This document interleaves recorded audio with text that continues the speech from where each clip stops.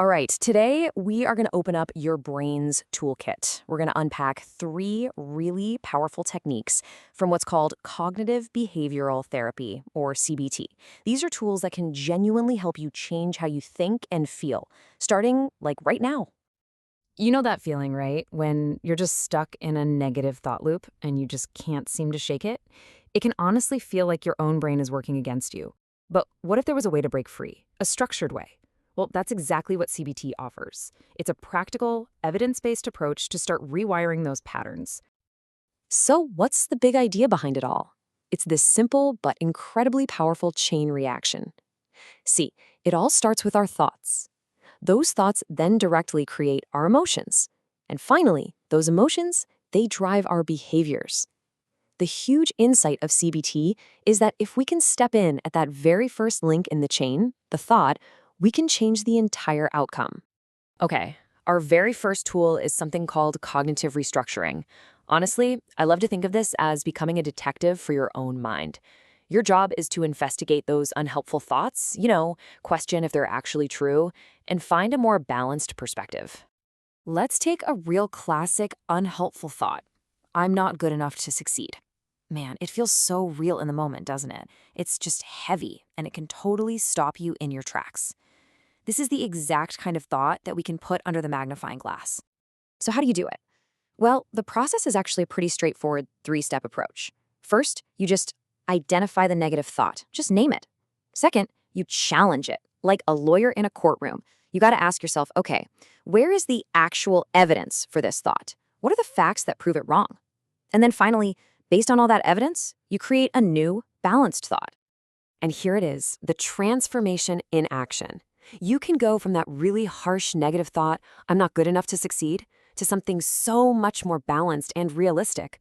I have strengths I can use to succeed, and I learn from my mistakes. You see?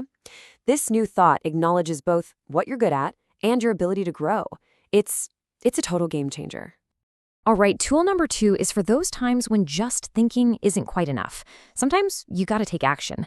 This one's called behavioral experiments. And with this, you basically become a personal scientist, designing these small, totally safe tests to see if your scary beliefs actually hold up in the real world. So let's take a super common fear-based belief. If I speak up, I'll embarrass myself. This belief keeps so many of us quiet, right? But staying quiet only makes the fear stronger. So how do we put this to the test, like a scientist? You pretty much follow the scientific method. First, you state your belief. Second, you design a small, low-stakes experiment. We're talking maybe speaking up just one time in a small meeting. Third, you write down your prediction. What do you think is going to happen? Then you do it. You run the experiment, and, this is crucial, you collect the data, what actually happened. Finally, you compare the reality to what you predicted. And what does the data usually show? Well, the actual outcome is often the complete opposite of our fears. It turns out people listened. Maybe you even got some positive feedback. No huge embarrassment happened, and you probably noticed your anxiety actually went down a little bit with each try. By gathering this real-world evidence, you start to break that cycle of fear, building your confidence one little experiment at a time. And our final tool, the thought record. Think of this as your personal field guide for your inner world. It's a structured way to catch, examine, and reframe those automatic negative thoughts as they pop up, before they have a chance to spiral out of control. Just picture this. You're studying, and out of nowhere, this thought just pops into your head, totally uninvited. I'm going to fail this test. And immediately, your heart starts racing, your focus is just gone. That is the perfect moment to pull out your thought record. Before you do anything else, you just rate the emotion. How intense is that anxiety? Let's say it's way up there, a solid 85%. Just putting a number on it, acknowledging the feeling, that's the first step. So the process on your little thought record is simple. You write down that automatic thought, and you rate your emotion. Next, you try to spot the thinking error, what we call a cognitive distortion. In this case, it's probably catastrophizing, jumping to the absolute worst-case scenario. Then you challenge it with evidence. Wait, I've studied for this. I've passed tests like this before. And finally, you re-rate your emotion. And just look at the result. After you've challenged that thought with some cold, hard facts, the anxiety drops dramatically, maybe all the way down to 30%. It's probably not zero, and that's totally okay. The goal isn't to eliminate emotions. It's just to reduce their intensity so they no longer control you. you've gotten your perspective back. So let's just quickly recap the 3 powerful tools we've added to your cognitive toolkit. By becoming a thought detective, a personal scientist, and a field researcher for your own mind, you gain this incredible ability to change your relationship with your own thoughts.